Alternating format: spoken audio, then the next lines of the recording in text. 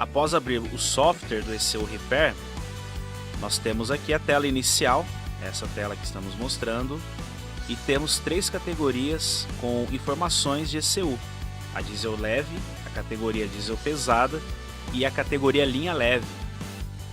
As 3 nos mostrarão informações a respeito de módulos do sistema de injeção. Vamos mostrar para vocês um exemplo muito interessante aqui de uma central da categoria diesel pesada. A montadora que vamos escolher é a montadora Volkswagen e a central que vamos usar de exemplo, Volksbus 15190, sistema EDC7. Nós temos a descrição e também um link que vai nos levar à informação do módulo. Quando eu clico nesse link, o software se encarregará de me levar à página onde contém a informação a respeito do módulo. Vemos aqui a imagem do módulo EDC7, tanto o mapeamento da parte superior, o mapeamento da parte inferior, e o software nos ajudará a localizar os componentes de maneira precisa, a saber exatamente qual componente é responsável pelo acionamento de algum item. Por exemplo, se numa situação hipotética temos um defeito no cilindro 3, o injetor não funciona, nós podemos com esse software localizar o componente responsável que justamente vai fazer o controle do injetor 3. E também podemos, ao encontrar o componente, executar alguns testes dinâmicos para chegar a um possível diagnóstico. Por exemplo, aqui nós vemos que ao localizar, ao passar o mouse sobre o componente, ele vai me mostrar exatamente quem é o componente do cilindro 3. Esse componente em destaque, portanto, nesse caso, é o componente responsável pelo cilindro ou pelo injetor número 3. Quando eu clico sobre a peça, sobre esse item em destaque, uma imagem só do componente aparecerá e nela eu conseguirei determinar a função de cada terminal desse componente. E com isso, o meu diagnóstico ficará muito mais preciso e mais rápido. Por exemplo, no primeiro terminal, onde a descrição nos diz que esse terminal 1 tem uma ligação com o terminal 26 do gerenciador de unidades, ou seja, é uma entrada de sinal. Portanto, quando nós temos algum defeito, geralmente teremos que testar de maneira correta com o osciloscópio um possível sinal de entrada ou um possível sinal de ativação nesse terminal. Como esse tipo de sinal se trata de uma ativação vinda do processador, ao usar o osciloscópio eu notarei um sinal de onda quadrada com amplitude máxima de 5 volts. Aqui o terminal 2 é a conexão com o pino do conector C, o pino 12, ou seja, é a saída de sinal para o injetor do cilindro 3. O terminal 3, como podemos ver, é o aterramento. Com todas as informações aqui reunidas, nós facilmente chegaremos a um diagnóstico.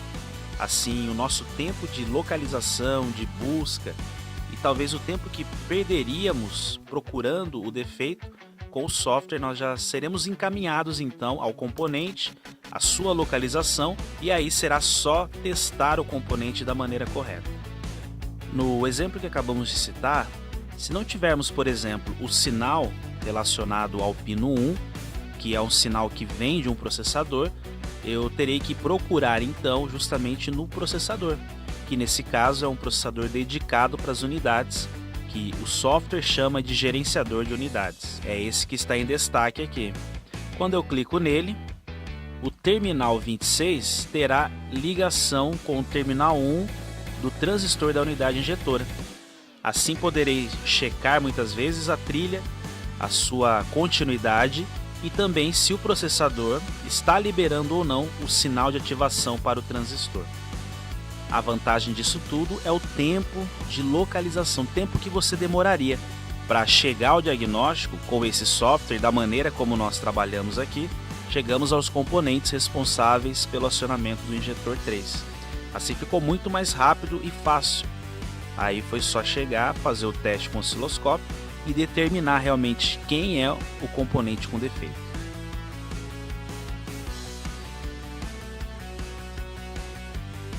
Uma outra particularidade desse software são as funções extras que ele tem. Uma função interessante é a localização dos datasheets de maneira prática. Quando posiciono o mouse sobre um componente, geralmente uma outra opção chamada Datasheet aparecerá. E quando eu clico sobre ela, serei encaminhado à folha de dados do componente em questão. Isso facilita também a busca que eu teria que fazer por toda a rede de internet, pois nesse caso, com um clique já serei encaminhado exatamente para o datasheet da peça, poupando muito tempo de trabalho. Algo interessante também é que o sistema me fornece a descrição detalhada dos conectores. Nós temos aqui então a vista dos conectores SCU e quando eu passo o mouse sobre eles, eles me mostrarão qual a posição desses pinos e a sua numeração, além também de nos proporcionar o esquema elétrico do chicote da ECU, muito detalhado para possíveis reparos. Quando usamos a categoria linha leve, nós temos as mesmas particularidades da linha diesel. Aqui nós vamos colocar um módulo Volkswagen CrossFox, uma central ME7530. Ao clicar no link, serei levado também ao mapeamento do módulo. E os exemplos são muito parecidos desses que nós mostramos aqui da linha diesel. Mas um detalhe interessante é que eu posso baixar os arquivos que eu poderia telecarregar nas EPROMs.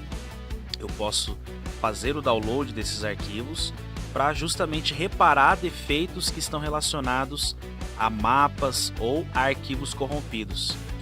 Talvez seja difícil muitas vezes conseguirmos os arquivos originais das ECUs, mas com o software eu poderia fazer o download gratuito dos arquivos de injeção que compõem os sistemas de softwares das centrais automotivas. Também nós temos aliado a tudo isso o uso do osciloscópio. Quando clico sobre um componente e que esse componente nos mostre algum tipo de sinal diferenciado dos outros, uma tag aqui para osciloscópio será aberta, então poderei observar, à medida que passo o mouse sobre os pinos dos componentes, eu verei do lado a tela do osciloscópio e o tipo de sinal que esse componente tem que me fornecer. Isso sem dúvida poupará muito tempo e fará com que o diagnóstico sobre o componente seja muito mais preciso e rápido. Também para clientes que fizeram os cursos de reparo de centrais da Chiptronic, quer seja linha diesel ou leve, poderão nesse mesmo software acessar o material de forma online, com muitas vantagens. Uma das vantagens é que o material online será sempre atualizado e todos os que tiverem acesso a esse material serão beneficiados pela atualização de módulos, que com certeza acontecerá. Também, outra questão é que o material online, em relação a uma apostila impressa, é que com o tempo ele não se deteriorará. Isso também fará com que você tenha sempre um manual de forma impecável. Além de tudo isso, também você contará com um fórum onde as suas questões e dúvidas poderão ser sanadas através de profissionais que estão diretamente ligados a essa área de reparação. Então, qualquer dúvida que você tenha, poderá encontrar a resposta facilmente ao fórum, e você terá também acesso com o uso do software.